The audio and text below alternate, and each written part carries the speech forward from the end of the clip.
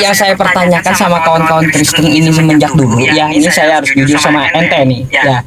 Cara menafsir, mengetahui itu ditafsir, atau mengetahui itu sebuah perumpamaan di dalam Bible, itu pakai ilmu apa gitu? Itu para teolog-teolog lah yang mengapakan itu, yang menafsirkan itu. Sarjana teolognya itu. Lalu kenapa anda tafsirkan sendiri kitab anda kalau ada tafsirnya?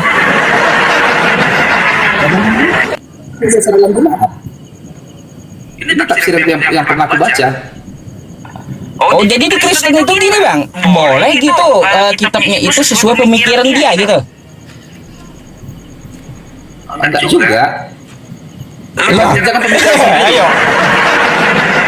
Pemikiran abang ini berarti. Kalau kita di Islam nggak bisa ya teman-teman, beda dengan kita. Silakan.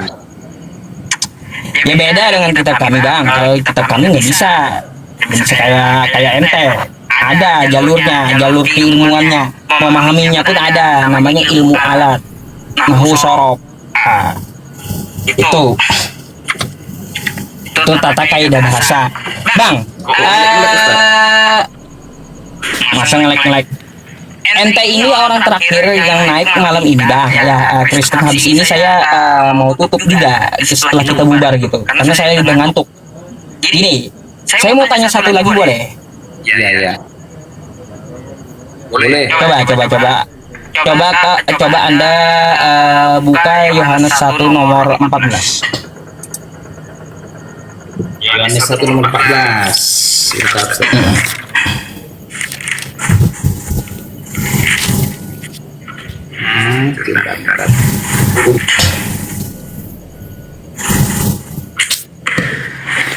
Yohanes 1 nomor 14.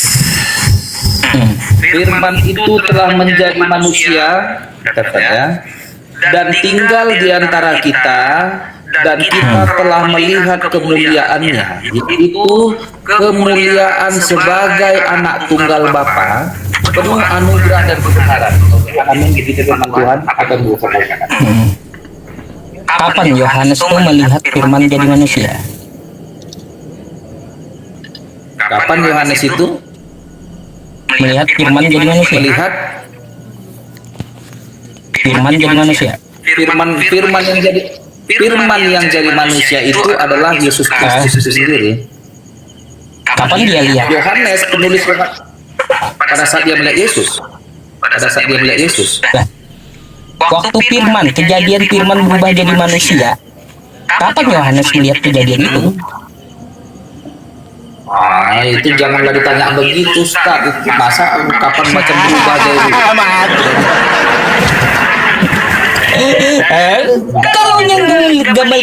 Kalau nggak melihat, ngapain ditulis gitu? Berani kali menuliskan, mengasumsikan firman jadi manusia. Kalau yang nggak lihat itu kan kitab Yohanes, kesaksian dari Yohanes, saksi mata katanya Yohanes itu. Kalau dia saksi mata, Yohanes ini kapan melihat firman jadi manusia? Pada saat dia melihat Yesus itu. Yesus itu adalah sang Kejadiannya kapan? Kejadiannya kapan?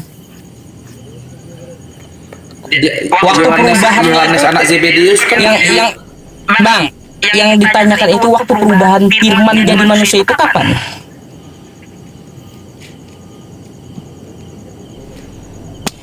Firman jadi manusia kapan? Pada saat Yesus datang ke dunia. Datang ke dunia Yesus udah bayi dalam rahim Maria, udah bayi manusia dia. Yang saya tanyakan firman jadi manusia kapan? Kok berani kali Yohanes menuliskan kayak gitu? Yohanes menulis ini kan atas apa? Atas ilham dari Roh Kudus. Oh, ilham dari Roh Kudus. Di mana itu tertulis?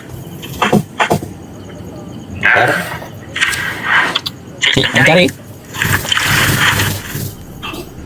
Kalau itu ilham dari Roh Kudus, di mana tertulis?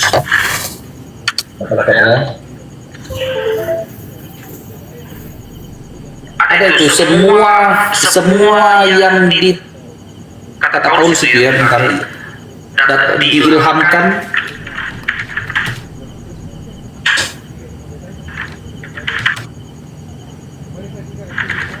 Apa? Kau mau cari Timotius 3 gitu? Hah? Timotius 3 nomor 16. Mau pakai itu? umur berapa Ustaz? Umur satu Timotius berapa?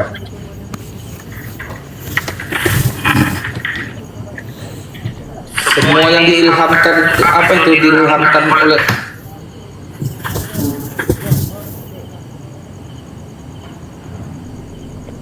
bukan. Katanya Yohanes dapat ilham. Di mana tertulis? Bentar.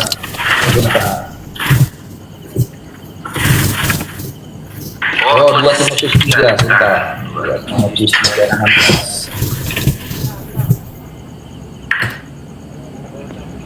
Oke nih, pas 2 Timotius 3 ayat 16, segala tulisan yang diilhamkan Allah memang bermanfaat untuk mengajar, ya. Segala tulisan yang diilhamkan oleh Allah memang bermanfaat untuk mengajar, untuk menyatakan kesalahan, dan untuk memperbaiki kelakuan, dan untuk mendidik orang dalam kebenaran. Gak nyambung, Bang. Sebentar, tuh garis bawahi. Sebentar. Gak nyambung. Yang ditanyakan Yohanes. Diilhamkan Allah. Sebentar. Segala tulisan yang diilhamkan Allah, tulisan ini Kepada? ini semua kan Kepada tulisan. siapa? Oke, bermanfaat kepada siapa? Kepada apostel. Siapa saja yang menuliskan ini, Injil ini adalah diilhami oleh Allah. Diilhami oleh Roh Iya. Kudus. Yohanes terima ilham itu di mana tertulis gitu? Jangan begitulah pertanyaannya, Yohanes. Lah, lah, lah, lah. Macam kita cari kecantikan. Lah, itu yang saya tanyakan dari tadi. Ada pertanyaan Ustaz ini. Aduh, bukan Kata begitu, Ustaz. Anda, Jadi begini. kata Anda sendiri Sama juga. ngomong.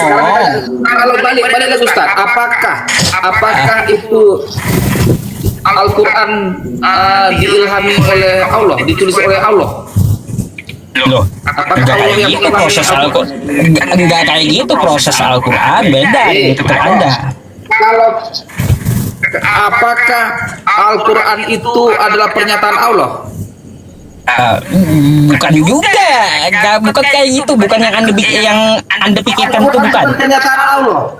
Al-Quran bukan pernyataan Allah. Al-Quran itu firman Allah, bukan pernyataan Allah. Pernyataan apanya? Ya iya udah. Perkataan Allah. Yang Perkataan Allah kan? saya mau tanya tadi, itu dulu dicariin ilham Aku udah jawab. yang turun kepada Yohanes itu tertulis di mana? Oh, enggak ada tertulis lah. Lalu ngapain kau bilang dia terima ilham? Nah, coba berarti beneran kau dustai saya dari tadi. Berarti dari tadi kau bohongi saya. Tidak. Jadi 2 Timotius 3 ayat 16, segala tulisan ini yang saya cari. Bang, yang saya cari itu bukan segala tulisan. Ilham yang turun ke Yohanes itu di mana tertulis? Udah dibilang segala tulisan di sini. Si Yohanes kena, Markus kena, Paulus kena, siapa? Semua yang tertulis ini diilhami oleh Allah. Begitu Ustaz. Makanya ini kitab suci. Ini adalah firman Allah. Kenapa? Karena segala tulisan ini adalah diilhami oleh Allah. Saya bukan nanya itunya. Yang saya tanya, ilham yang diturunkan kepada Yohanes itu tertulis di mana gitu? Paham nggak? Paham? Ya udah, di mana tertulis? Kalau spesifiknya, di mana ilham tertulis di sini? Di mana tulisannya bahwa ilham ini diilhami oleh Allah kepada Yohanes itu nggak tertulis memang. Nggak ada di sini secara pribadi spesifik. Gitu. Berarti ngarang Yohanes tuh ya? Tapi nggak boleh juga kita bilang ngarang. Ngarang berarti tuh Yohanes tuh. Terbukti ngarang kalau kayak gitu. Nggak ada datanya. Apakah jika nggak ada datanya jadi ngarang? Lah, ya iyalah ngarang jadinya. Dari mana dia dasarnya? Ngarang berarti itu Yohanes. Firman jadi manusia. Jadi ngarang semua lah. Tapi kalau gitu kan ngarang semua lain, nggak betul semua lain. Ya iya ngarang semua itu jadinya. Iya. Nggak bisa gitu. Jadi gini deh. Alkitab ini adalah kitab suci, betul pertama. Alkitab ini adalah firman Allah. Kenapa aku bilang firman Allah? Karena ini adalah 100% enggak? 100% firman Allah. Kenapa? Coba buka Ini datang buka Lukas 1. Boleh. Berapa? Lukas 1 sampai 3. Firman Allah 100%. Mimpi kau. Mimpi kau firman Allah 100%. Berapa? Lukas 1 sampai 3. Lukas 1. Lukas 1 ya, Lukas 1 sampai 3. Lukas 1 ayat 3 atau Lukas 1 pasal 3 gitu. Ya, dari nomor 1 sampai 3 gitu. Coba baca.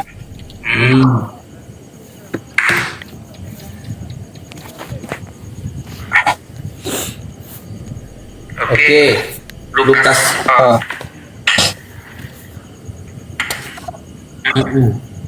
Agus tengah. Lukas 1 ayat 1 sampai dengan 3. Ini aku baca aja pun. Tenang. Virus yang mulia, banyak yang telah berusaha menyusun suatu berita tentang peristiwa-peristiwa yang telah terjadi di antara kita, seperti yang diteruskan kepada kita oleh mereka yang dari semula adalah saksi mata dan pelayan firman. Oke, pelayan firman ini sebenarnya pelayan kepada Tuhan Yesus. Setelah aku menyelidiki segala peristiwa itu dengan seksama dari asal mulanya, aku mengambil keputusan untuk membukukannya dan teratur bagimu. iya. Dari hasil apa itu dia? Hasil daripada penyelidikan, betul. Bukan firman Tuhan kan? Kataku firman Tuhan 100%. Itu hasil penyelidikan tuh. Nah, kayak gimana?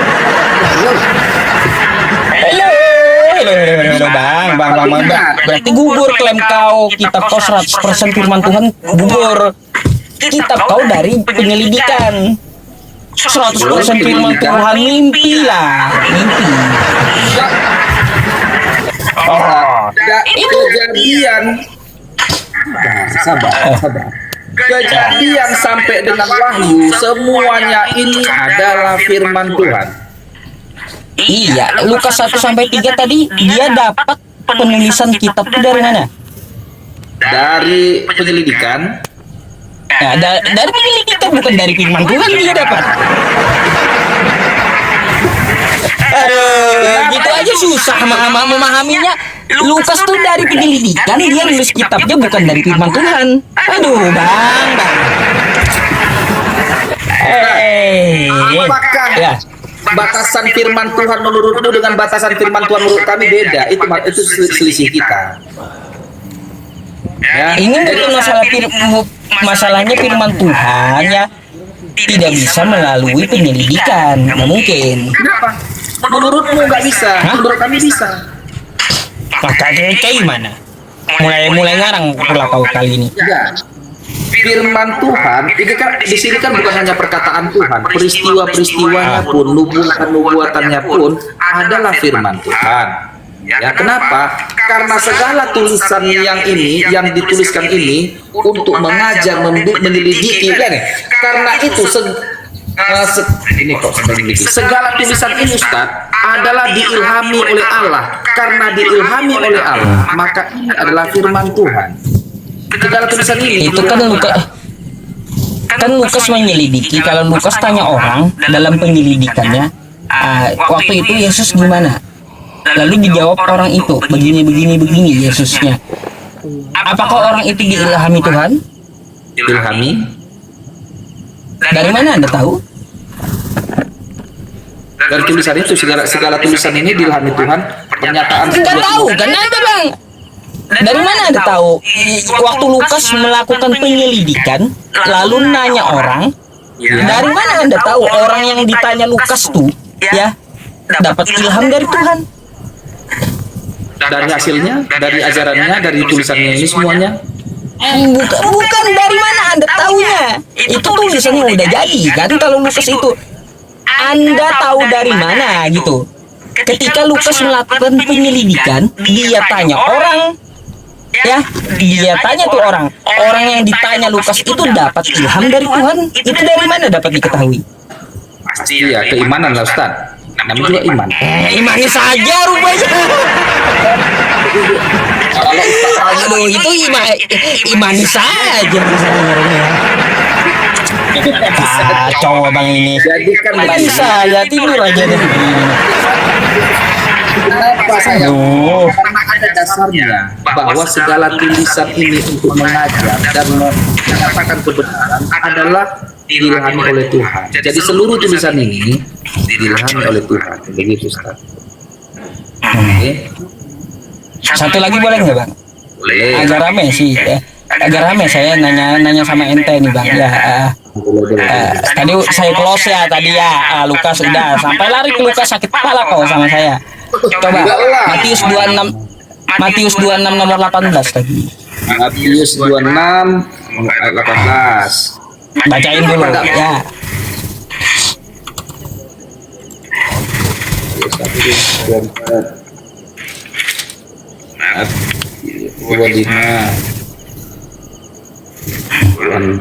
Ayat 18 ya Ustaz ya. Jawab Yesus, pergilah ke kota kepada si Anu dan katakan kepadanya, pesan guru, waktuku hampir tiba, di dalam rumahmu lah aku akan merayakan Paskah bersama murid-muridku. Apa pertanyaannya Ustaz? Siapa si Anu? Si Anu ini orang yang dirahasiakan oleh Tuhan Yesus. Ya, siapa dia itu? Namanya siapa? Tidak diberitahukan Tuhan Yesus siapa namanya. Ya, Rahasia. kalau nggak diberitahu gimana pesannya mau nyampe? Sampai Gimana mau nyampe Be? Kalau nggak diberitahu orangnya siapa? Ini Ustaz. Contoh. Saya mau kirim pulpen. Bang Immanuel kirimkan pulpen ini ke tengah kota kepada si Anu, kata saya. Kira-kira nyampe nggak pulpen ini? Kalau aku dengan si penyampai pesan ini sudah saling mengerti, sampai Lah, saling paham. masalahnya konteksnya belum ini. Ini kan kepada murid-murid. Iya, kepada murid-murid. Nah, gini Ustaz. Efeknya kayak gimana? Kalau saya menyodorkan kepada abang kayak gini, Bang Immanuel, ya apa jawaban Anda? Bang Immanuel, antarkan pulpen ini ke tengah kota kepada si Anu. Apa jawaban Anda? Ya. Pada siapa aku antarkan Ustaz? Aku nggak paham maksudmu. Kepada siapa? Itu yang saya tanya. Kepada siapa? Gak jelas kan? Makanya itu itu karena aku nggak kenal dengan Ustaz, nggak bersama dengan Ustaz. Lalu siapa si Anu? Tunggu. Oke, si Anu. Nah, gini dia. Siapakah si Anu? Kenapa ada kata-kata tulisan si Anu ini? Nah, di sini adalah nama rahasia, nama yang tidak diberitahukan oleh Tuhan Yesus kepada si murid ini untuk disampaikan kepada dia, rumahmu lah tempat perjamuan kudus terakhir itu. Nah, oke begini dia. Pertanyaannya, apa latar belakang? Kenapa Yesus harus merahasiakan si Anu ini? Urusan apa? Kenapa harus dirahasiakan? Karena pada saat itu Yesus ini sudah dicari-cari. Yesus tahu dia akan mau ditangkap. Waktunya telah tiba, artinya penangkapan dan penyalipannya itu sudah akan terjadi. Artinya itu agar jangan nanti dia diketahui dan banyak halangan rintangan di tengah jalan, dirahasiakanlah dia. Tetapi si penyampai pesan ini sudah tahu maksud Yesus kepada rumah si X. Dan pada akhirnya rumah itu kan terlaksana juga, nggak ada halang rintang. Namanya siapa si Anu? Nama si Anu ini tidak diberitahukan. Nggak tahu, nggak jelas berarti.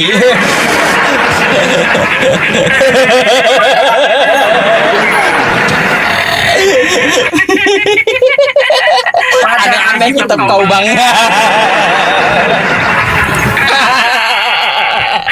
Kan gitu. Terus Memang namanya itu tidak diberitahukan Yesus agar jangan jadi batu sandungan di tengah jalan, agar itu sampai terlaksana, karena sudah banyak yang mau menangkap Yesus, karena orang-orang Farisi dan orang-orang Romawi sudah permufakatan jahat ini sudah terjadi. Jadi agar jangan terhalangi apa ini karya keselamatan ini, dibuatlah Yesus mengatakan, pergilah ke rumah si Anu. Tidak dikasih tahu namanya. Rahasianya itulah kode rahasianya agar terlaksana karya keselamatan. masih penuh misteri si Anu ini. Sampai sekarang dia ketemu jawabannya siapa si Anu ini. Udah bertahun-tahun saya nanyain, nggak ada juga ya yang kasih tahu saya siapa namanya. Oke. Aduh. Itu aja sih, Pak. Masa kita suci Pak, dan gak jelas isinya. Kacau. Aduh.